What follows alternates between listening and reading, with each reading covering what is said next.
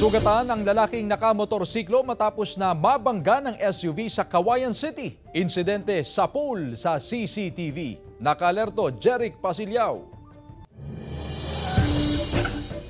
Nahuli kamang pagbangga ng lalaking nakamotorsiklo sa isang SUV sa National Road ng bahagi ng Minante 2, Cauayan City, Isabela, alauna ng hapon noong August 28. Sugatan ng driver ng motorsiklo na agad dinala sa ospital. Patuloy ang investigasyon ng pulisya habang handa raw ang driver ng SUV na makipag-ayos at magbayad sa gastusin sa ospital ng biktima.